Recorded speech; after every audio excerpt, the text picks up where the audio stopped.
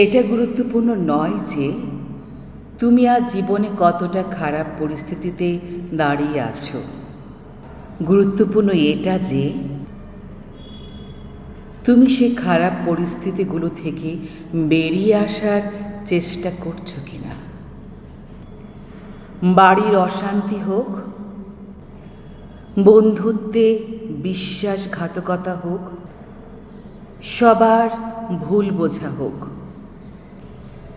প্রিয় মানুষের ছেড়ে যাওয়া হোক,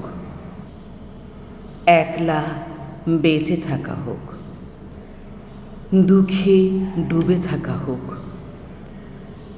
চোখ ভেসে যাওয়া হোক, কষ্ট থেকে বেরিয়ে আসার লড়াইটুকু জারি রাখতে হবে। নিজের আঘাতে সবার আগে নিজেকেই মলম লাগাতে হবে।